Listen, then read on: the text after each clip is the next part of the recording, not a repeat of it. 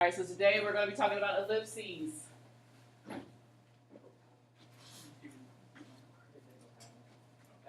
Today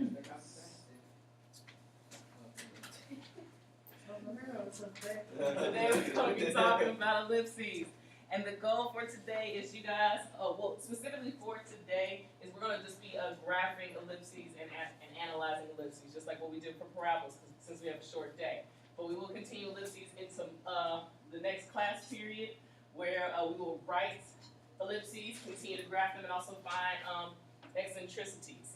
Okay? And basically, an ellipse is if you remember from the pictures that I showed you with the cross sections and everything, an ellipse is kind of like an elongated circle. So when we find eccentricities, we're basically looking at how oval that the ellipse actually is. Okay? But again, we'll leave that for the next class period. This lesson is mostly to get you comfortable with the terminology that's associated with ellipses, as well as being able to graph them. So, to start, an ellipse is the focus of points in a plane such that the sum of the distances from two fixed points, known as foci, are constant. So with ellipses, you have two foci instead of one like you have for parabola, and they're located on the inside of that ellipse. Okay, so just like with circles as well as with parabolas, these points that make up the ellipse are going to be a certain distance from their respective foci, okay, or from respective fixed points. Okay, so going into a little bit more vocabulary. The line through the foci intersects the ellipse at 2 points called vertices. Okay? So there's a line that goes through the foci and in the ellipse that intersects the ellipse is called are called vertices. So if you take a look at this picture, here are the two foci located right here. Okay? There's the line that goes through them and they intersect to form vertices here and here. Does everybody see that? Okay. Now, the chord joining these points is called the major axis. And its midpoint is the center of the ellipse. So that chord, that dotted line that has the endpoints as the vertices, that is called a major axis. And it goes straight through the center of the ellipse. Does everybody see that in the picture? Like this right here, that dotted line? There's the center, yes? Okay. Now there's another chord inside of your ellipse that is perpendicular to the major axis at the center, and it is called the minor axis. It is called a minor axis. Take a look at that picture. Your minor axis, as you see, perpendicular, forms a 90-degree angle. Okay? And the endpoints of the minor axes are called co-vertices. They are called co-vertices. Okay? That's how you distinguish between regular vertices and then your co-vertices. Co-vertices are at the end of your minor axes. Vertices are at the end of your major axes. And why do you think it's called a major axis and a minor axis?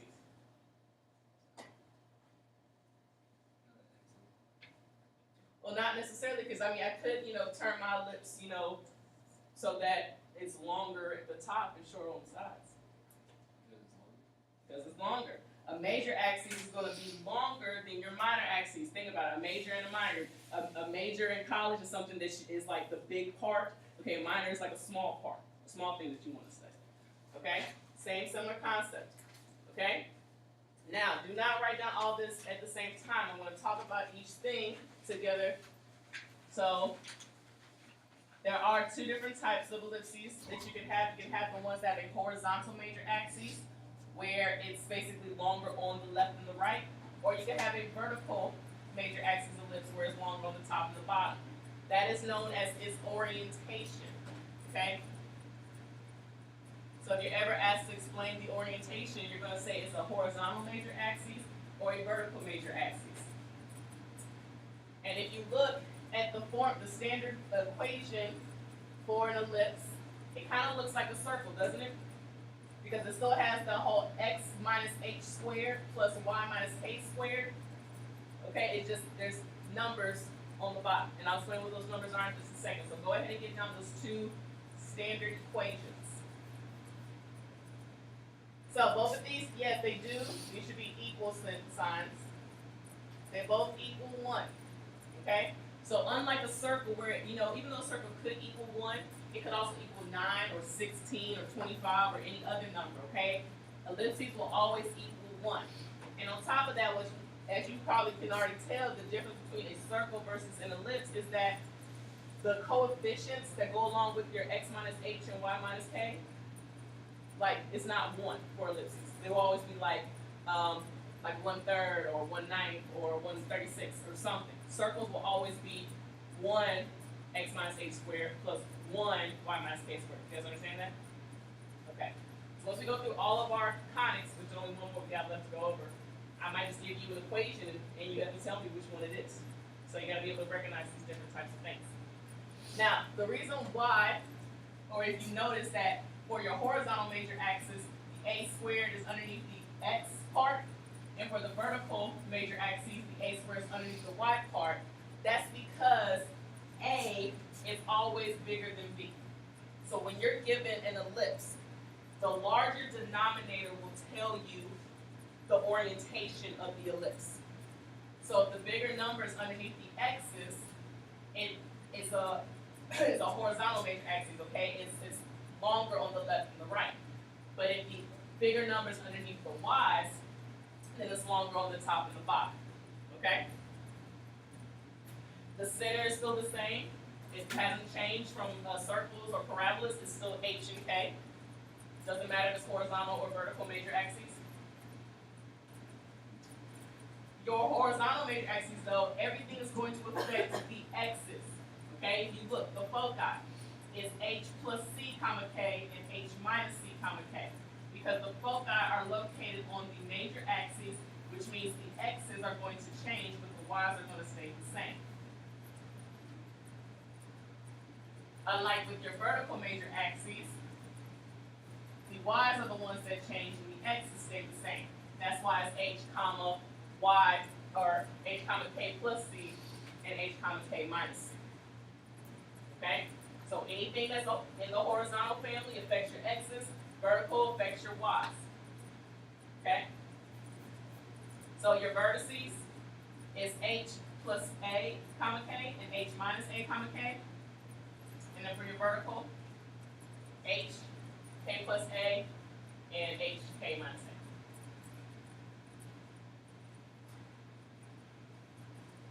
The last two things that I want to talk about are the lengths of your major and minor axes. I did skip those because I wanted to come back to them.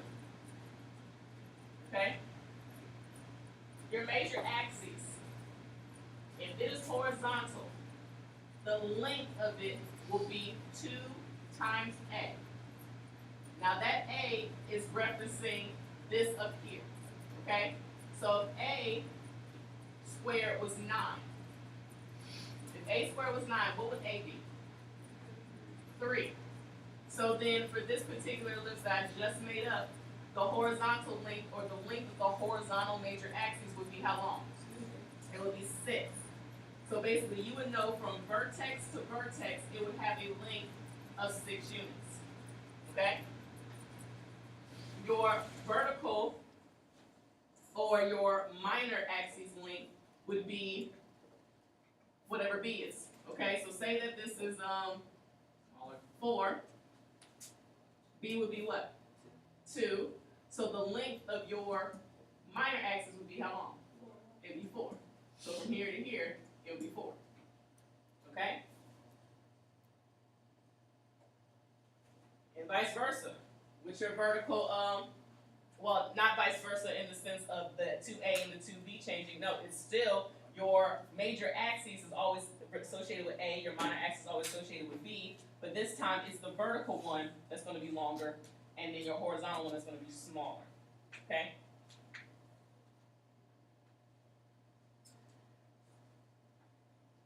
And if you look at right underneath those graphs on your notes, the relationship between A, B, and C is this right here.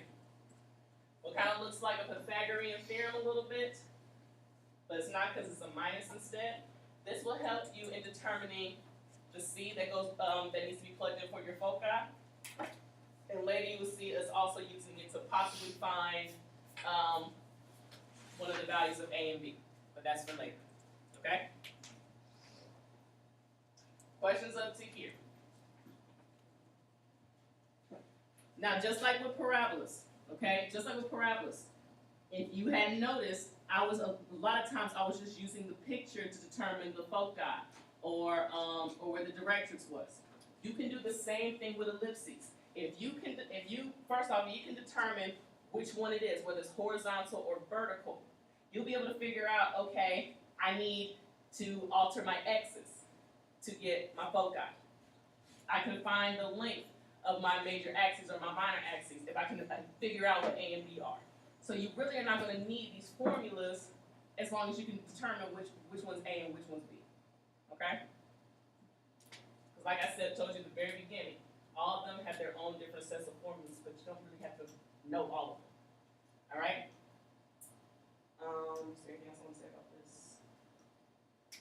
Yes. If the problem asks you about an equation for your major axes, okay, or an equation for your minor axes, well, take a look at the horizontal ones first, okay?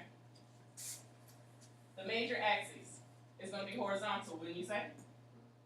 Okay? So that line, if I ask you to tell me the equation of that line, it'll be y equals, well, not 0, but whatever. What value? What value would that be? Y equals what? Are there any numbers on here? I see. Think about it. It's going through the center. The center's at the point H comma K. Y equals K. Okay? Because whatever that height is for the center, that major axis equation for that line is going to be going straight through that. Then the minor would be what? X equals H. Those will be the equations for the major axes and the minor axes. For the ones that are vertical, what will be the equation of your major axes? X equals H, and the equation for your minor? Y equals K. Okay? Remember, H equals are for vertical ones, Y equals are for horizontal ones. Alright? The last bit, like I've already hinted at, the one way that you're going to be able to recognize that a conic is an ellipse is that if the two quadratic terms have different coefficients but the same sign. Different coefficients but the same sign. That's how you're going to be able to tell that's an ellipse when I give you any other type of equation. So we're going to write each one of these in standard form, and then we're going to find all the indicated information and then sketch the graph of the ellipse. And one thing that you probably will like a lot better to graphing these over parabolas is that you don't have to create a table, okay? Because ellipses are very much like circles. How did I tell you how to graph a circle? Right, from the center, you take the radius, go left that many, right that many, up that many, down that many. An ellipse is kind of like the same thing. You plot your center, you plot your vertices, plot your co-vertices, and then you just connect them, okay? So you really don't have to worry about making a table. So to write this in standard form, the main thing is that all ellipses equal what number? 1. So if you have an ellipse that equals something that's not 1, you're going to have to make that 1. How do I make this 1? Do I just divide this by 36? Every single thing by 36. Okay? And then you simplify from there. 4 over 36. How does that simplify? 1 over 9. So this can basically just be x squared over 9. Is there anything to simplify here with the second part? So that's just going to be y squared over 36 equals 1. That is standard form for this equation. All right? This is an ellipse because we have different coefficients, but both of them are positive. And is the orientation horizontal or vertical? And how do you know it's vertical? Because the number that's bigger is on the right, which means it's underneath the y's. So that means it's going to be longer. It's going to be longer at the top and the bottom than on the left and the right. So that 36 is equal to what? From the general formula? A squared. So that means that 9 is going to be equal to what? B squared. So what is A? 6. And what is B? 3.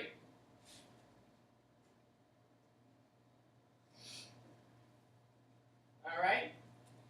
Now I do have to find my center, my vertices, my foci, my major, and my minor axes. Okay? My center, what is it? 0, 0. And you know it's 0, 0 because there is no x plus or y minus anything.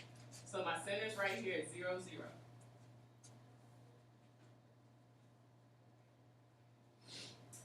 Now my vertices, there is a set formula for this, but remember,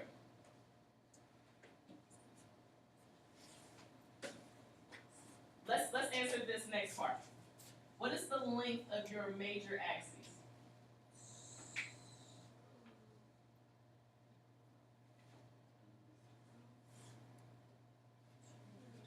It's going to be 12. The formula is 2a. What about for your minor? It's going to be 2b. It's going to be 6. Now, the length of your major axes just tells you how far one vertex is from the other vertex. The minor axis tells you the length from one covertex to the next one. Okay? So really and truly, A and B tell you how far away you need to go from the center to get your vertices. You go 6 units up, 1, 2, 3, 4, 5, 6. And 6 units down, 1, 2, 3, 4, 5, 6. And there are your vertices. B tells you how far left and how far right you need to go to get your co-vertices. So 3 to the right, 3 to the left. Now, yes, I could use the formula, but that's, one thing I need to remember. One more set of formulas of H's and A's that go together. Okay? Where are my vertices located? What are those points? And if you recall, from a vertical major axis, your vertices are found by taking H, doing nothing to it, but then doing K plus A. Well, A was 6. 0 plus 6. 0. Okay? So it works. For your foci, though, we need what variable? You need C, which means you need the formula of C squared equals A squared minus B squared. What's A squared? And B squared? What's 36 minus 9? Not 20? 27. How do you find C? Take the square root. Okay? Now, we basically need C to try and determine where exactly these foci are located in our graph, and we also have to pull out the point. Now, square root of 27, yes, that can be simplified down to be 3 radical 3. But we also got to graph this too, so we might want to have a decimal approximation as well. What is the square root of 27?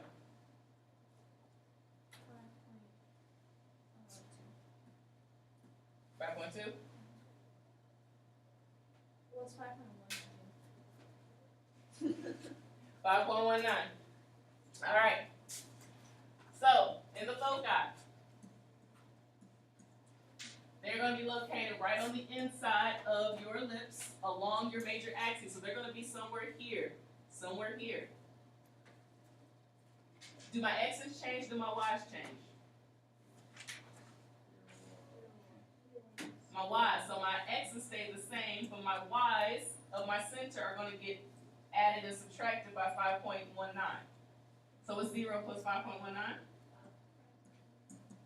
And 0 minus 5.19. And that is exactly where my foci are located. We've answered all of our questions. Let me draw in our major and minor axes. And then connect all my vertices to get my ellipse.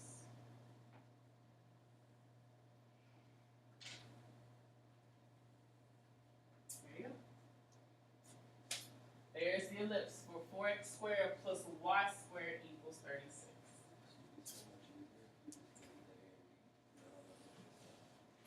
The only part you really have to do some math for is to find the foci. So you do need to figure out what C is. But your vertices can be found if you know your major and minor axes. Bump that. They can be found if you know what A and B are. Because again, A is nothing but the distance from your center to your vertices, and B is nothing but your distance from your center to your co-vertices. And it works that way every single time. Okay? Let's look at the next one. Unless there are questions. Well, A and B, A squared, that always be able to perfect square. No, it won't always be. So when A and B aren't, or A squared and B squared aren't perfect squares, then yes, you either use the simplified radical or you use the decimal approximation. For today, they're going to be all perfect squares. Okay?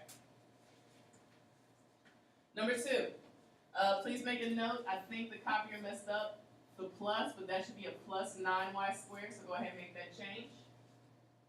And we're going to do the same thing. We're going to graph and pull out all this information. Now, what do you think we have to do in order to get the standard form for this ellipse?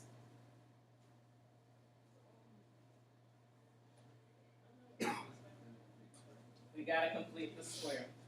We have to complete the square. Just like when we had circles and we had, all of our x's and all of our y's together, we got to complete the square. Okay? So we definitely need to make sure that we put our x's together and our y's together. What do you want to do with that 208? Move it over.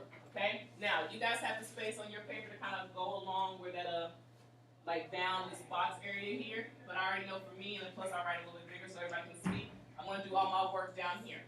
Okay? And then I'll put the standard form inside the box. So I'm going to group my x's, group my y's, and then I'm going to subtract over 208. Now, unlike the parabola where we only had that one squared term and we moved the other non-squared variable to the other side, we can't do that here. Okay? So we got to keep our x's and y's on the side at the same time. But we're still going to complete the square. We just have to complete it 2 separate times, one for your x's and one for your y's. Okay? Now, if you don't like working with fractions, then I suggest that you complete the square the way that I'm about to show you. Okay? In order to complete the square, that first term has to be what? Has to be 1. So, I know some of you guys might say, oh, well, let's just divide everything by 4. Well, if we divide everything by 4, that includes these numbers here, which means we'll have a fraction. We don't want that. But we can factor out a 4, just from the first 2 terms. Okay? So we factor out a 4 from the first 2 terms. We are left with x squared plus 10x. And since I'm going to complete the square, I'm going to go ahead and put in my box. And then for the next one, factor out 9, which leaves me with the y squared plus 8y, my box. And what am I going to have to do on the other side?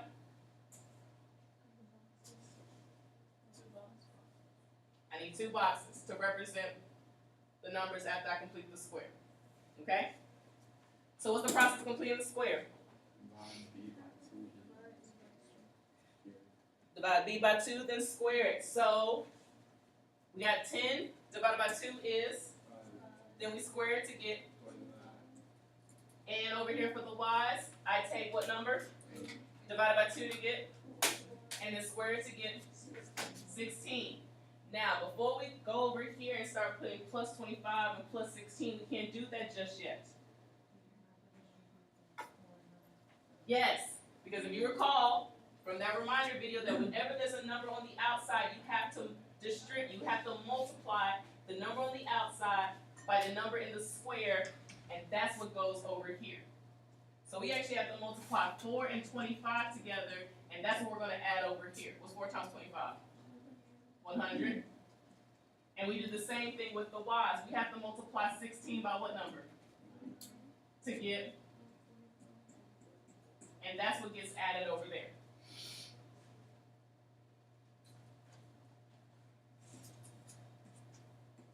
All right? Now we do the do. What does the inside turn into be? X plus 5 squared and 9 parentheses. Careful.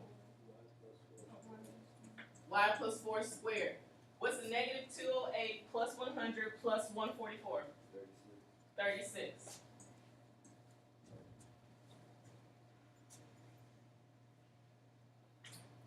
One last step to get in the standard form. We gotta divide by 36 because that has to equal 1.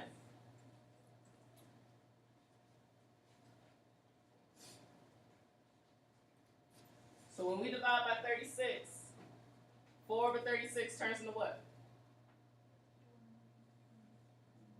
1 over 9. So we have x plus 5 squared over 9. And it was 4 over 36. What's that reduced down to be? 1 over 4. So y plus 4 squared over 4 equals 1. And that is standard form.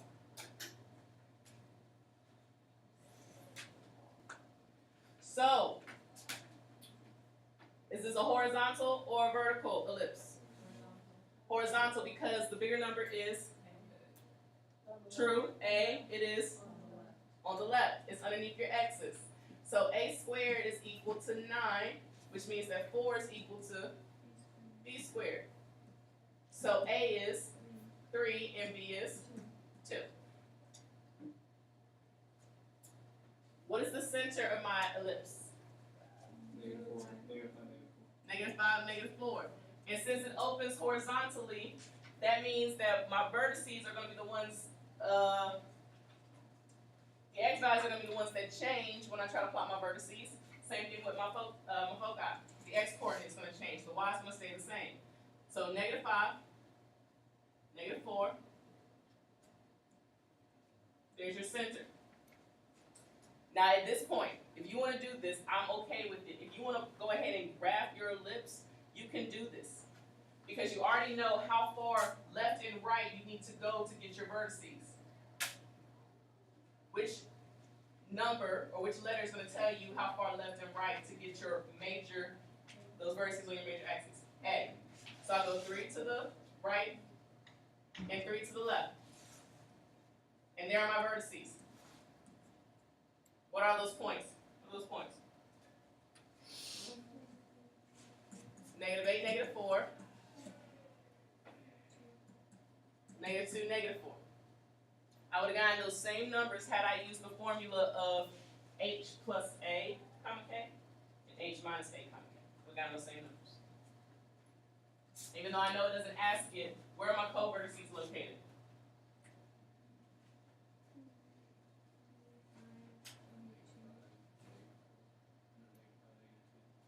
Negative 5, negative 2, and negative 5, negative 7, because the B tells you where those are located.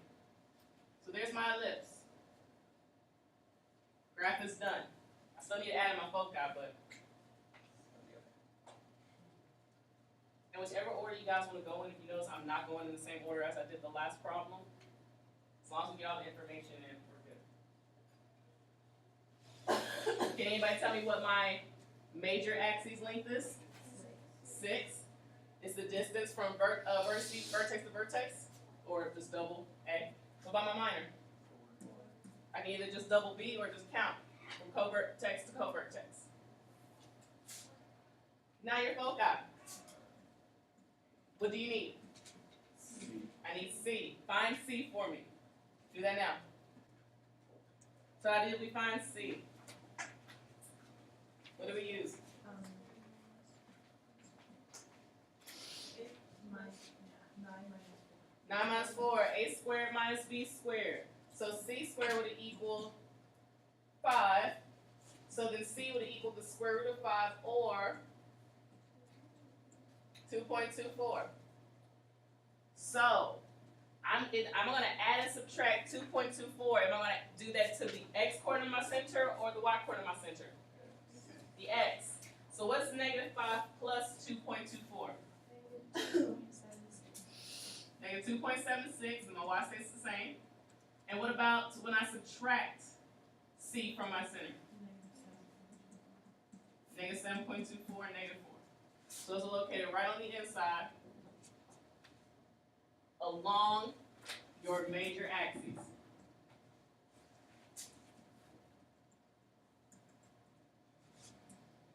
Okay?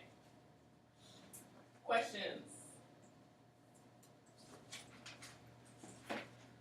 Numero 3. Please make this change real quick. Should say a 36 and not a 14. It should say a 36, not a 14.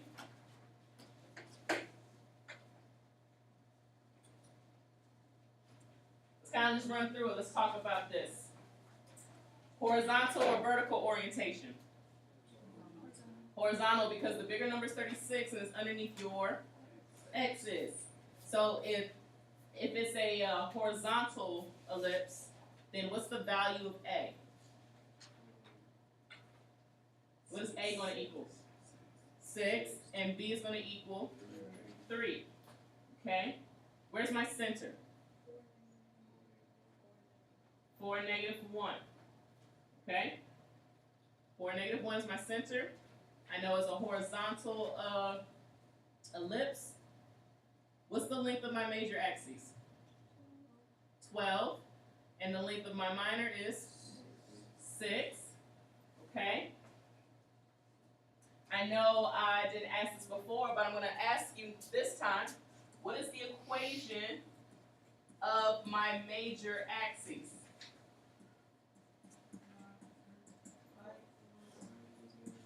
Y equals negative 1. Yes, because if your center is located at 4, negative 1, and it's a horizontal ellipse, then that means my major axis is the y coordinate of the center. So then my minor axis equation would be what? Very good. And if my major axis had a length of, you said 12, and minor was 6, and so A was 6 and B was 3, I can figure out that I need to go 6 to the right and 6 to the left to get my vertices. So 1, 2, 3, 4, 5, 6, and 6 to the left. 1, 2, 3, 4, 5, 6. Wait. What are those points?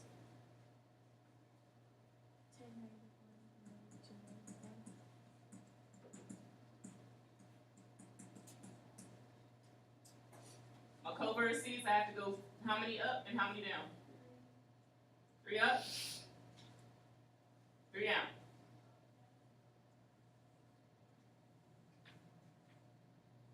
And there's my ellipse.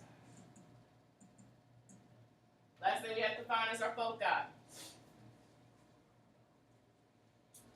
Do that now.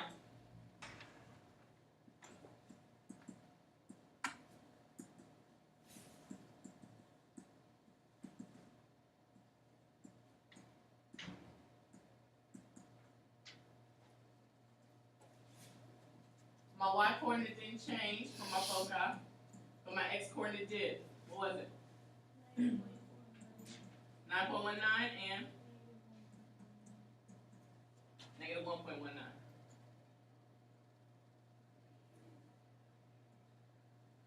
There we go. There's your ellipse. Questions? We're not fully done with ellipses just yet. We're still going to go over that last example, so make sure you bring your notes for next class. We're going to talk about eccentricity, which is the ovalness of the ellipse, as well as being able to write the equations given different pieces of information. Okay?